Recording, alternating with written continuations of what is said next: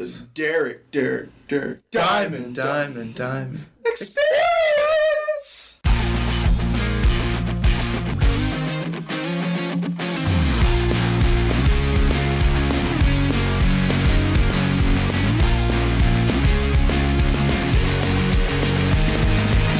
Welcome to another episode of the Derek Diamond Experience podcast. I'm your host, Derek Diamond, and I wanted to say thank you to everyone for the kind words and the feedback that you all gave for last week's returning episode. It's interesting because I used the analogy when I was talking with somebody about bringing the show back. It was like putting on an old comfortable pair of shoes that you haven't worn in a long time. That's how I felt after recording last week's show. And seeing all the kind words and seeing people share it all over social media really validated the show coming back. So again, thank you to everyone for that, and we're going to keep the show going. But for this week's episode, you're going to hear the first of a 3-part series that's a behind-the-scenes look of my latest short film, The Feature. And I wanted to divide it into 3 episodes to give the players of the film ample time to talk about their experiences, what led them to getting involved, and sharing some funny stories as well. In the few huge ensemble podcasts that I've done in the past and others that I've watched online, when you have a huge ensemble, people can get lost in the shuffle, or they might sit for 10 plus minutes and not really get a chance to say anything, or they have to wait that long to even get one word in. So I wanted to give as many people as possible ample time to talk about their time on the project. For this week, you'll be hearing more of the behind-the-scenes look from a technical standpoint with myself as co-writer and director, with Steve Wise, who was the first assistant director, and Chad Sanders, who was a producer and also helped out with casting as well. And you might ask yourself, well, how can you moderate a discussion for a movie that you were a part of? That's where Jeremy Branch comes in. He and I have worked together through numerous podcasts, dating back to my days on the Nerd Cave podcast back in 2013 or so. So I asked him to come on as a guest host, so he'll be the one moderating the conversation so that I could sit in and talk about the inception of the film. We tell some funny stories, and it was just really good to even hear Steve and Chad's perception of making the film, because they even said some things that, I wasn't expecting them to. So without further ado, here is part 1 of 3 of a behind-the-scenes look of The Feature.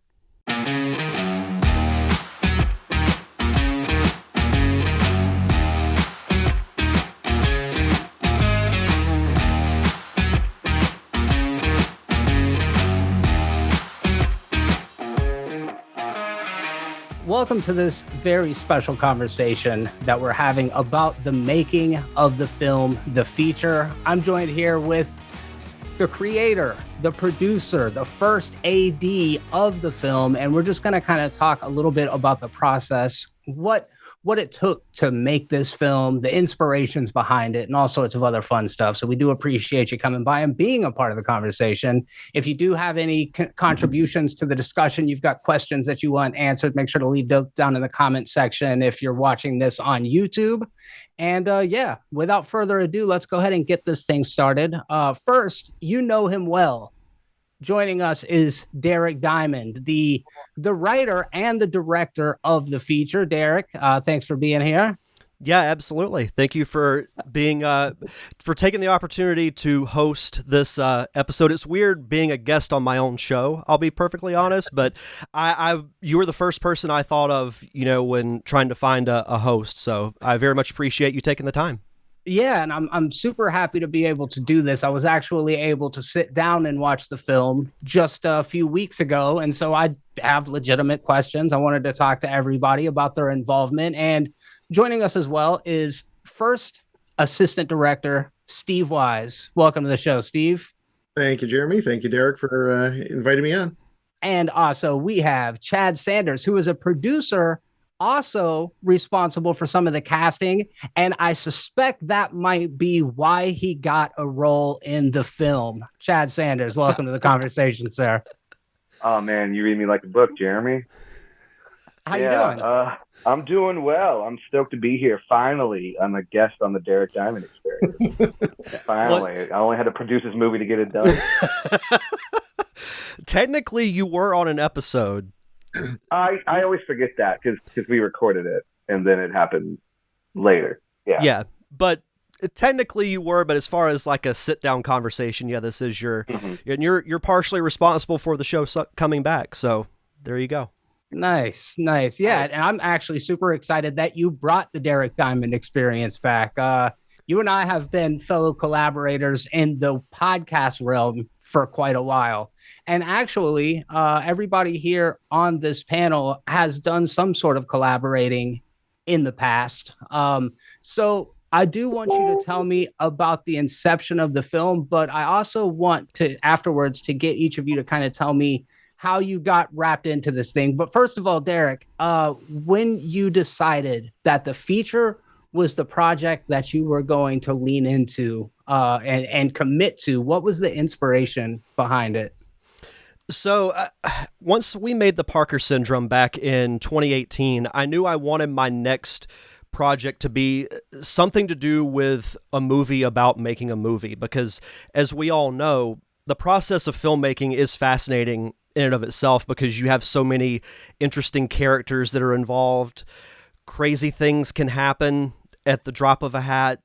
So I wanted to do something to capture that. So I started working on the script probably summer of 2019 and then completed the first draft of it in January of 2020.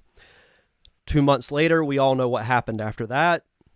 We won't need to get into the whole COVID thing, but that put the back burner on it a little bit. I would still work on it periodically, and then once I got more serious about it, would send it, I sent it to Steve a couple of times to take a look at, send it to a couple of other people for feedback. And then in April or May of this year, I felt like I was ready to tackle another project. So talked with Chad. Chad got on board as producer. But the interesting thing is, I know she's not on the show, but I will give her a shout out. My wife, Samantha, became pretty heavily involved with the film itself also.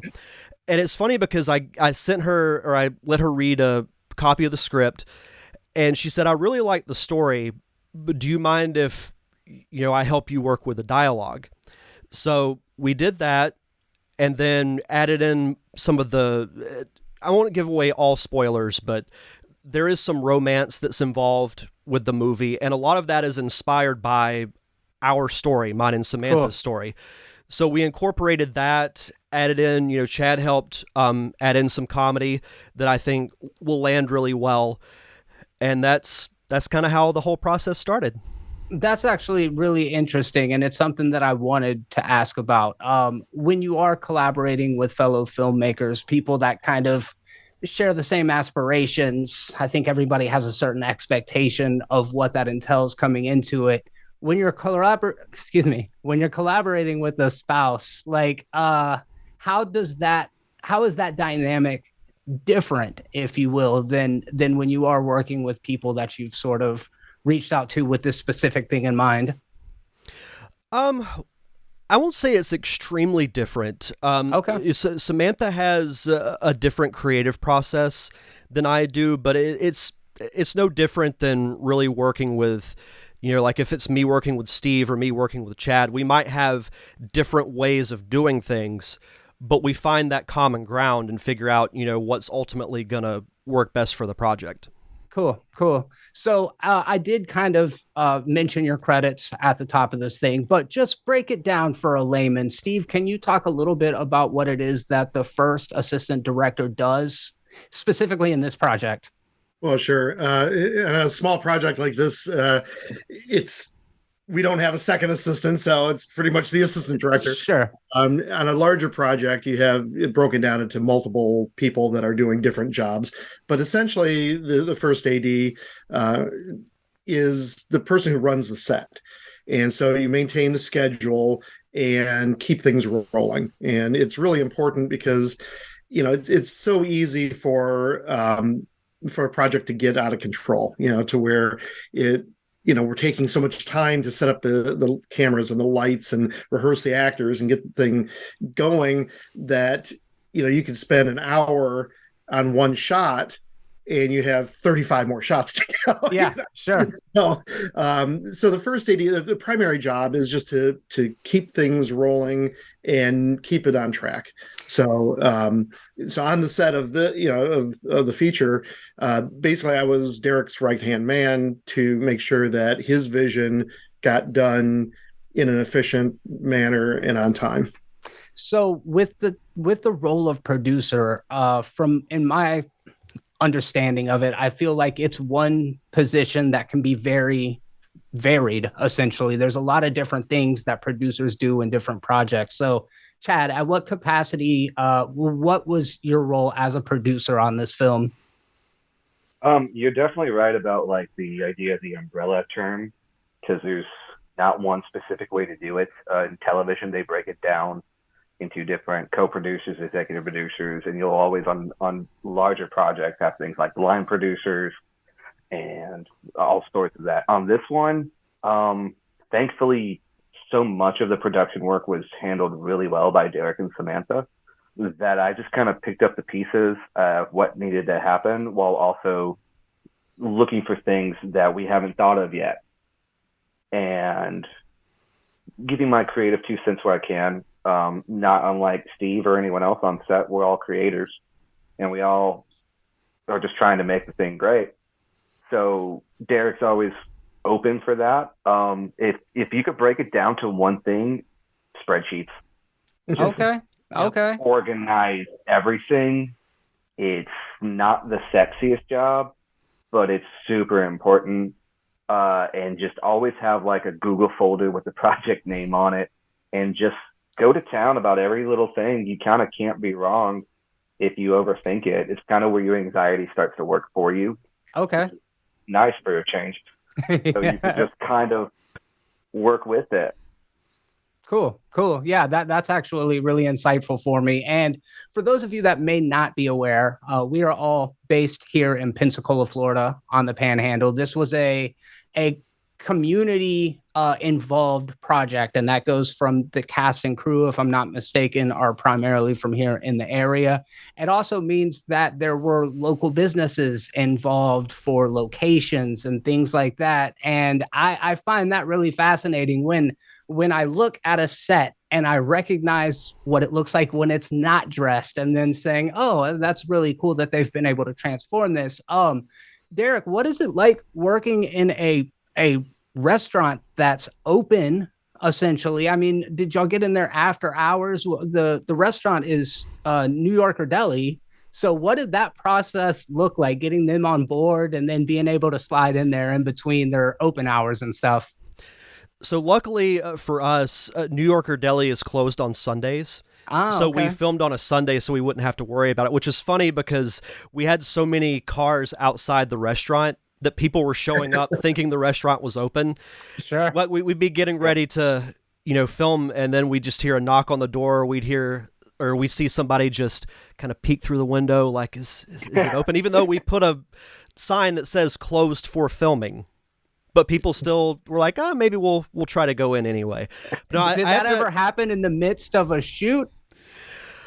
We had more of an issue with the phone because their phone line was still on. I would be getting ready to say action, and all of a sudden, like, oh, wait, okay, yeah, now let's go. Hold for sound. Yeah, hold for sound. But I got to give Chad a shout out with both securing New Yorker Deli and Collab, where the other part of the film takes place. Mm. If I can add something too, just a little bit of insight into what a producer does on a larger project. Ultimately, the producer is responsible for the money and hiring crew, hiring cast, the schedule, all the logistics basically. And you're able to hire the key players, the department heads.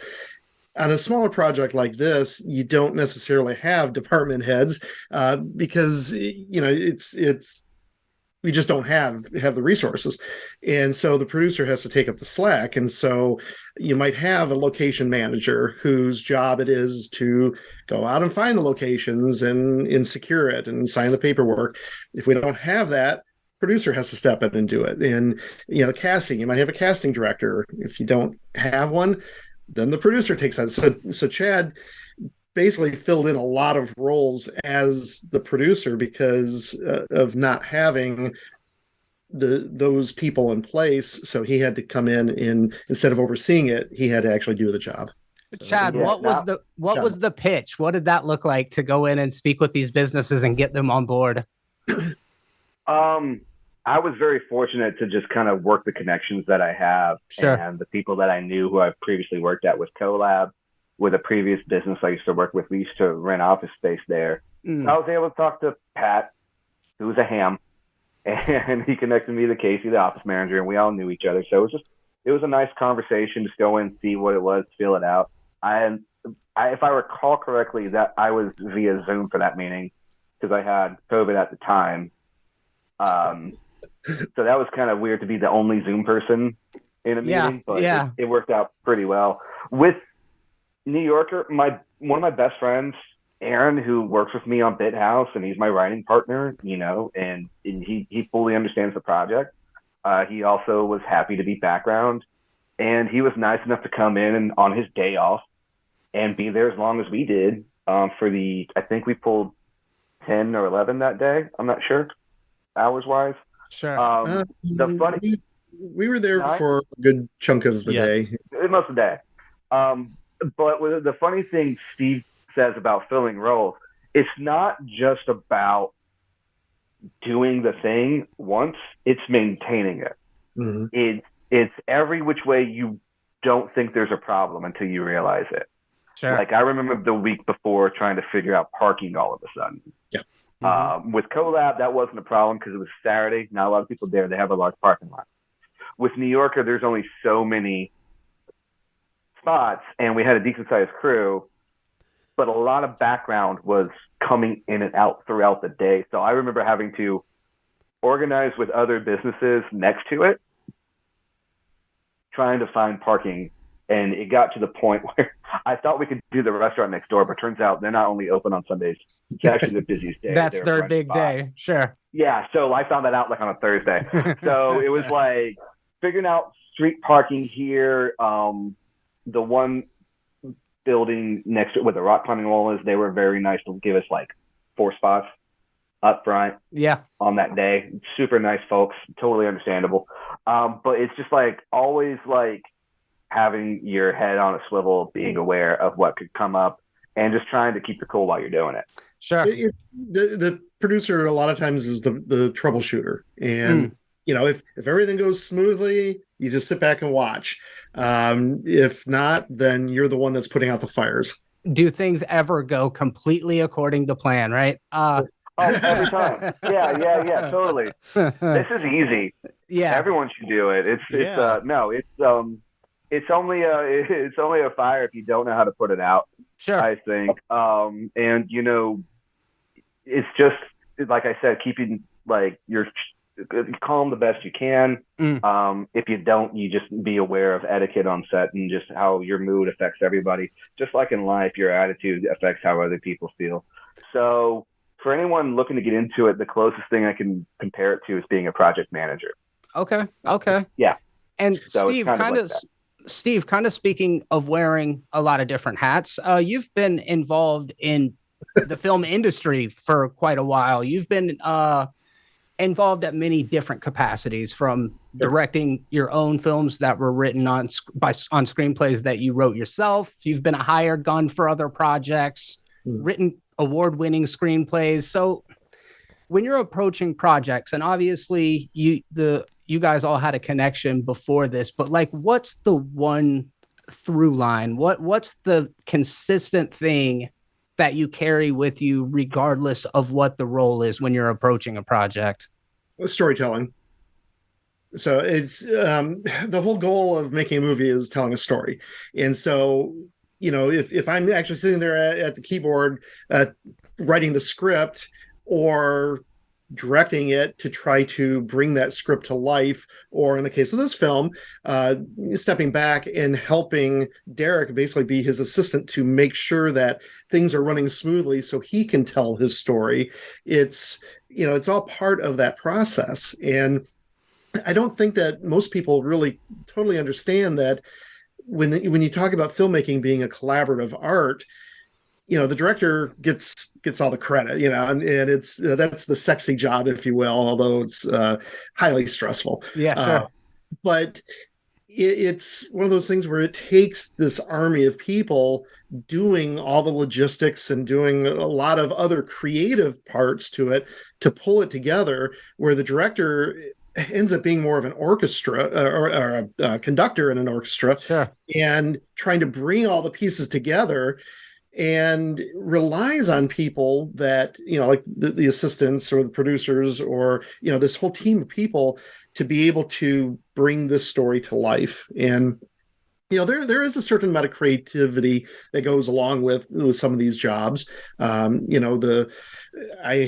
For instance, as assistant director, was able to direct the background. So Okay. the restaurant scene, trying to place people, because Derek is working with the primary cast and trying to set up the cameras and trying to figure out how to capture the scene. So little details like that, he can pass it off to other people and say, here, go take care of that. And then we go do it and say, okay, Derek, how does this look? Yeah, it looks great. Or let's move these things around a little bit. And so it meets his vision a little bit better. But it's all in the service of the story, how best to tell that. And Derek, I think it's fair to say that this is a very character-driven story. I think the characters really do drive the narrative of something like this. So aside from casting, I'm really curious to know what is your approach when it comes to dealing with actors? How do you guide them to get the performances that it is you need out of them? Because I think that's a really important part of being a director.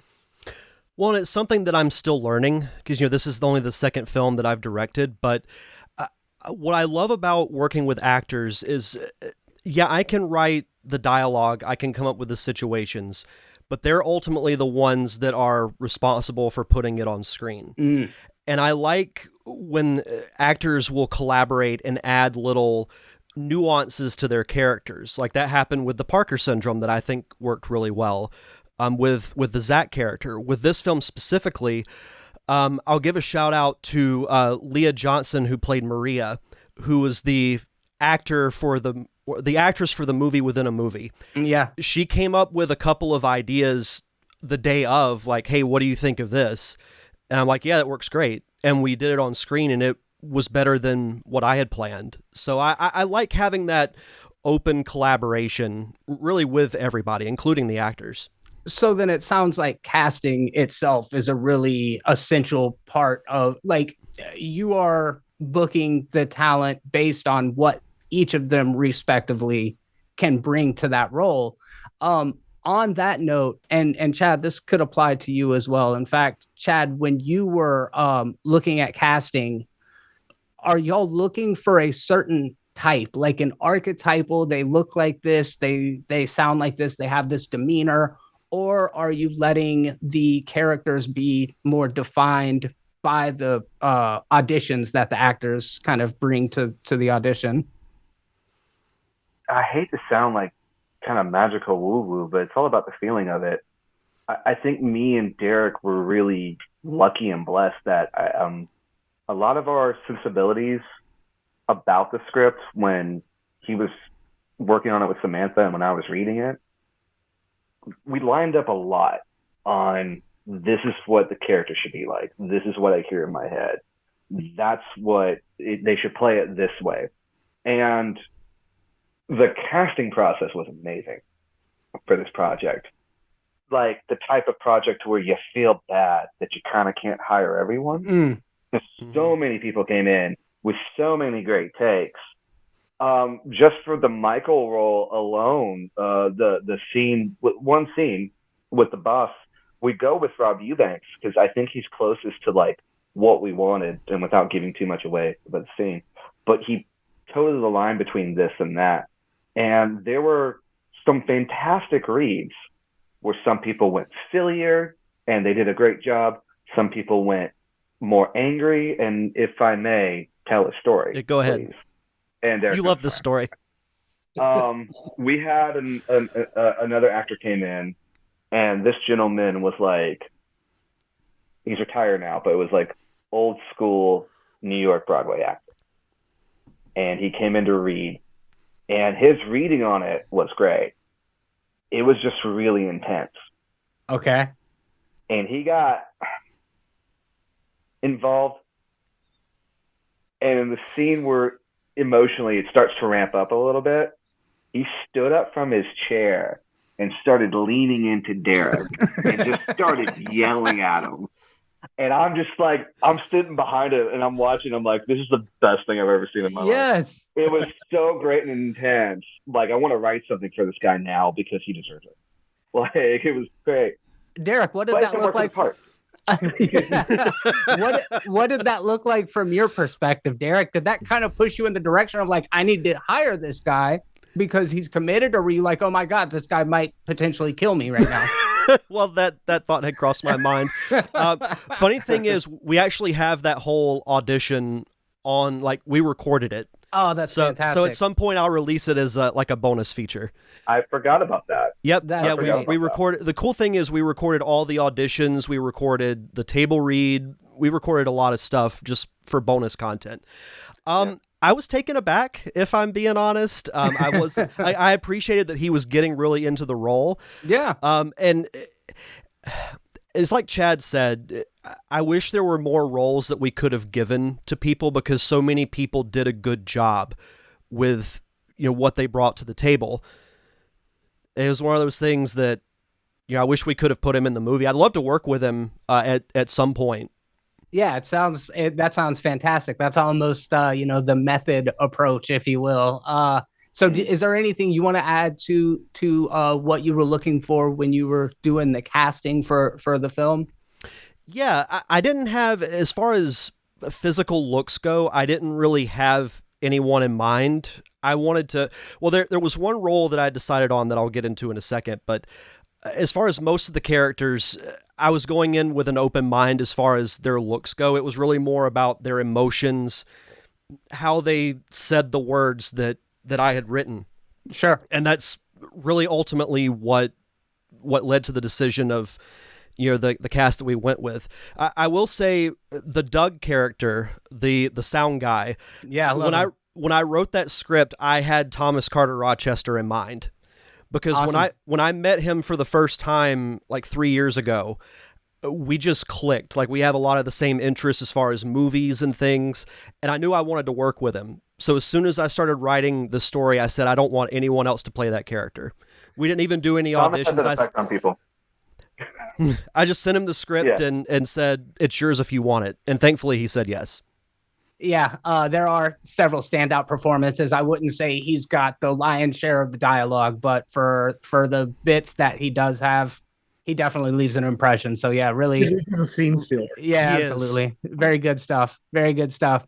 So, Steve, is there something that you learned working on this project in particular? Something I learned?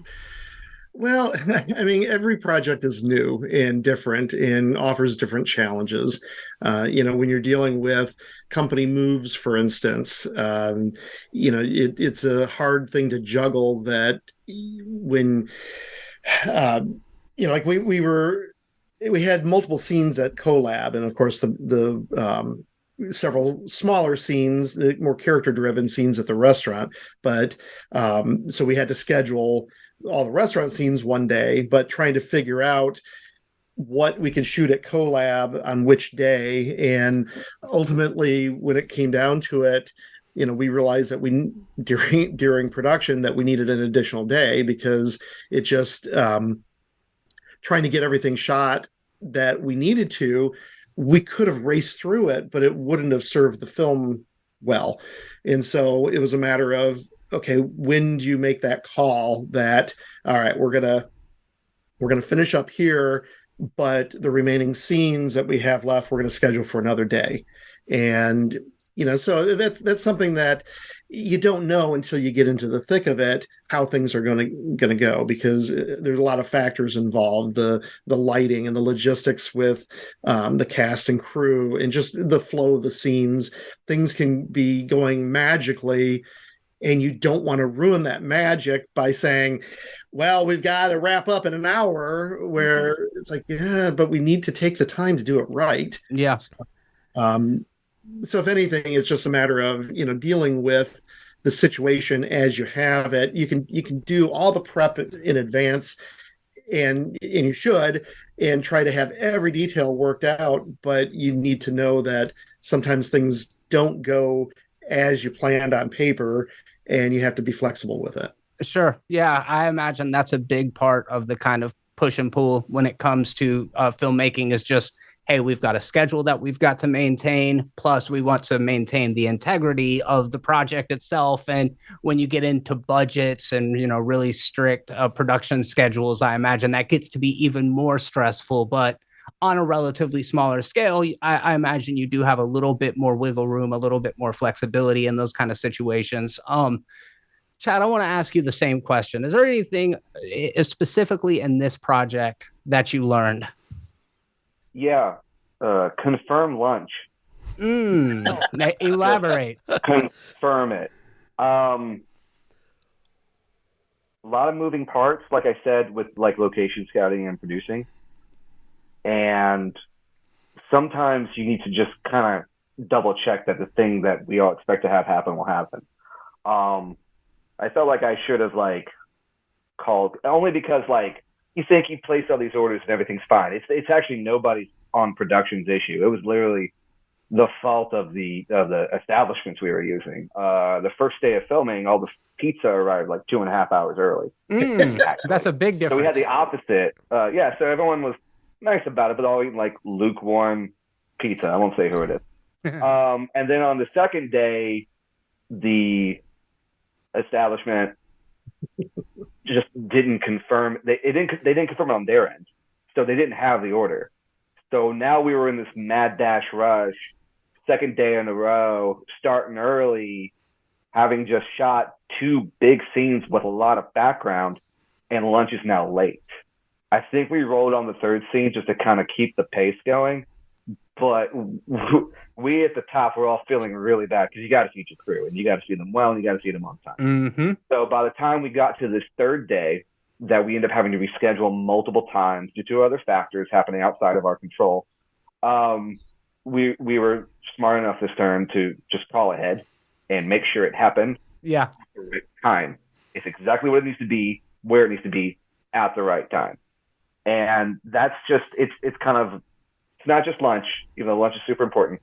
It's just, always making sure that things are supposed to happen. If you're ever worried about micromanaging something or kind of just being nitpicky, think of this story. Okay. And feel validated while still giving people their space. On your crew, on the day of, give people their space to work.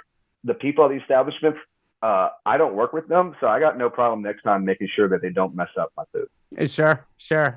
So, Derek, as you mentioned a moment ago, this is your second film that you've done. I'm sure there were a lot of things that you learn as you go along. What would you say the big takeaway that you learned this time that you're going to carry over to the next project that you work on? I think for me, and yeah, there's a lot to take away from, but I think the biggest one that stands out the most is I felt like I was more prepared for this film than I was for my last one. But I think with certain aspects of it, I could have been better prepared. Like meeting with, when we met with Steve to go over the shot list, I probably should have done that sooner than I actually did.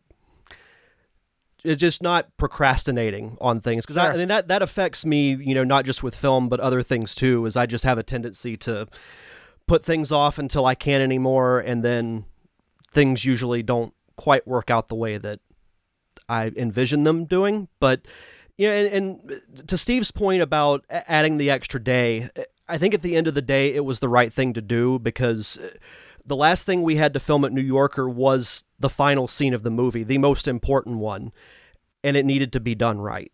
And it worked because we got to come back and we had a very, very nice shoot with the 2 remaining scenes that we had left to film. So I think for me, it's probably better communication and more advanced prep time. Because I think Chad, we started talking about it in May.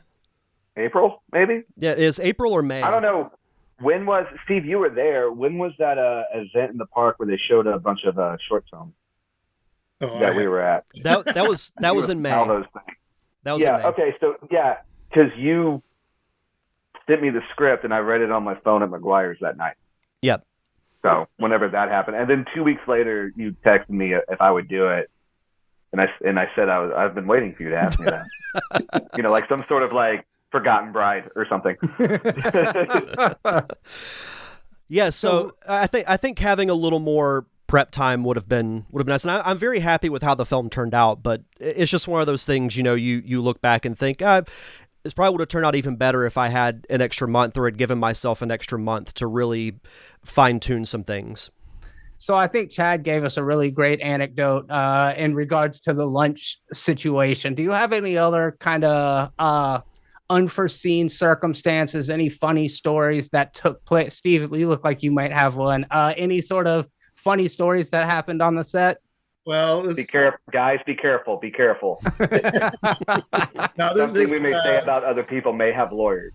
This may be a Derek story, actually, but Derek, jump in if you want to elaborate. But this has to do with pushing the schedule back a little bit, where we had basically the scene with the main character's boss, and so we had to juggle when we made the decision that, okay, we're pushing it back. Well, that actor was planning on showing up on set that day, a little bit later in the afternoon. So we had to contact him, which was kind of interesting just because trying to call him and send a message on Facebook and text him and everything. He finally had responded and everything, but it was like, are we going to just have him show up, because he's not responding. But everything worked out with that. But our lead actor was doing another production and needed to shave. He had facial hair. Oh, okay. And so we were thinking, okay, when can we reschedule to where all the key players, in particular Kevin Olmodovar, our director of photography, it was critical that he was there, and he was only available certain dates. And the actor playing Rob, playing the boss, was only available certain dates. And so it was like this Venn diagram of trying to figure out when is everybody available. And when the lead actor said, well, he's got to shave for this film, we're thinking, okay, so how long is it going to take him to grow his beard back? And we thought, okay, we can't wait that long. We have to shoot. So Derek and Chad were trying to make arrangements with a makeup person to glue his. So we told the actor, shave, but save your whiskers. It was so bad. It was so bad. Glue them back on. And, oh my God. As it worked out, we were able to schedule in time to where he was able to grow back. But yeah, that was the most interesting Facebook message I've ever sent in my life. Hey, when you shave, just put all your hair in a Ziploc bag. I didn't know that. You had a real Henry Cavill situation on your hands, didn't you? Yeah. Yeah, we did. Can you imagine like his face if we digitally did that? Just like it would like he would like, because it's just, he doesn't talk a lot in the scene. It's a lot of like just facial communication of this really crazy scene with his boss, and it's like a life-changing scene for the character. So can you imagine if he was just like, I think it was like a goatee to like bearskin, and then went to digitally, and we're broke. So like it would have been so patchy, pun intended, of just like, and then it would probably be off. It was, oh God. I'm just going to have him sit like Chris Evans from the Avengers, just with his fist like that. That's when we would set it during COVID and have him wear a mask. And it would just be a mask covering his whole Oh, that's great. Oh, that's really good. Derek, any other ones that stick out to you? Kind of struggles that you went through that we can laugh about? That was the big one, just because it was just the concept of doing that was just crazy, and we ultimately just decided to wait until he grew his hair back, and then it all worked out in the end. I think that was probably the craziest thing that happened. For me, it was, I will say it's a funny one, but I pretty quickly realized during the New Yorker scenes that we were going to have to push back. And then I think after we filmed the second one was when we made the call. And I'm just going through all these scenarios in my mind of, what to do. Like, because as a director, you ultimately have to be the one to make that decision.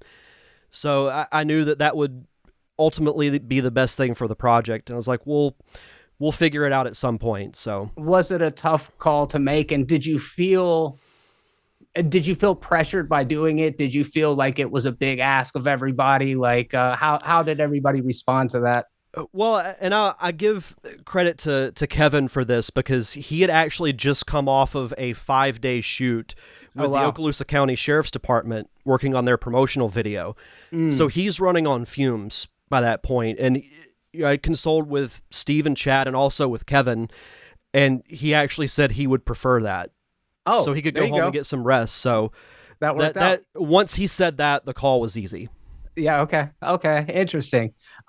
I got another question that I want to ask, and maybe this one's a little bit abstract, but I was kind of curious what your take would be on this, Derek. And I want to know how you would define success for the feature. What is it that you would like to see the fruits of your labor in regards to this particular project? Well, I want it to do well in the festival circuit. Once, as we're recording this, we're still working on a couple of things with the edit. Once that's done, we'll have the premiere here in Pensacola, and then we'll start submitting it to festivals. For me, the ultimate success, and this wouldn't happen anytime soon, but I would love for one day to turn this story into a feature film. A feature, no pun intended. But I would call it The Short, to make it different. Okay, I respect that. Yeah, that's awesome. And I mean, I'm sure some part of you, the minute that you've wrapped the shoot itself, feels like a success. By the time you put the last little bow on it as you're finishing up the edit, I'm sure that will feel like a success. But I was kind of just curious to know what your more long-term aspirations for it is. So definitely good luck in the film circuit. Like I said, I watched it a couple weeks ago. I think it's fantastic. I think y'all pulled off something that I really enjoyed, and I think people are going to get something out of it. Also, I want to give you an opportunity because I know you're all busy guys. Do you have any upcoming projects? What's next for you, Steve? Well, for personal projects outside of other things such as Pensacon, yes, the end of February, which I think most of us are going to be involved with in one way or another. But I have a short film that I've written, and hopefully these two gentlemen here will be helping me out on it. Excellent. And it's tentatively called Walker, and about an older gentleman who is widowed and has had knee surgery and is forced to use a walker that he does not want to use. He's very stubborn and is going through physical therapy and is just kind of angry at the world. And one night, someone breaks into his house. All right. It's a great script. Yeah, it's really I've read good. it twice now. It's very Hitchcockian. It's got me and Derek really excited. Oh, that's excellent. To work on this project. So, how's Blackwater Blues playing, Steve? Have y'all got that out in front of audiences and things like that? Yeah, see my poster over here. I did. It looks great. That was for the audience sake. This was a TV pilot that I directed and produced, starring Corin Nemec, who wrote the screenplay and produced it with me, and also Jason London starred in it. And we shot it, like 2 years ago now. And it took a good year to go through post-production, but it's been playing in the festival circuit now. It debuted at the Orlando Film Festival and was nominated for Best TV Pilot. Okay. It just won an award at the IndieX Film Fest in Los Angeles, and it's also going to be playing at a film festival in India. So we're waiting on other festivals to come back. Just like anything, you've had some successes and some that have passed on it, and it's like, okay, try to move forward with the ones that where it's a right fit. So, yeah. I love from my vantage point, I get to see these projects in various states of complete. I never saw Blackwater Blues from beginning to end in its final form, but I remember watching, scenes from it and just really thinking it was great work. The performances of Jason and Corin are both excellent. So yeah, I'd love to check that out now that it's finished. Maybe we can make that happen. Chad, I guess you're going to be involved with the Walker, but do you have with Walker, but do you have anything else going on? Anything upcoming? Yeah, this premiere for this short film. Just trying to sell tickets and get people to show up, man. I think we got lucky that we paired it with a documentary about making a movie. Yeah. I think we have our own cool little film school presentation going on with this premiere. I know we've talked about more showings with more locally made films, short films, feature films. That's something I would just like to do in general, of just showing things to people. Yeah. If I can ever get disciplined enough to sit down and finish the 2 scripts I'm working on, I should hopefully have a short film of my own that I can film sometime in the spring when the weather gets a little bit better, because it's mostly filmed outside. Okay. And just trying to, like everything else, and Jeremy, you can understand this with online content, just, getting back into, my podcast and also my sketch comedy, because I realized that's something I took time off in the last year or two to focus on business, and I just really miss it. I know you're passionate about this stuff, so I really do hope to see what you've got coming up. Appreciate that. Derek, same question, buddy. What now that you've got this one down, and obviously you've got the promotion, you're going to do the screening, you're going to get it into film festivals. Do you have another screenplay that you're cooking up? Do you have any other ideas about what's coming next for you? So I actually am working on a script for a feature, and it's a murder mystery movie. All right. Excellent. Which I'm a huge fan of, the murder mystery genre, specifically Knives Out, and now, Glass Onion, which I thought was even better than Knives Out.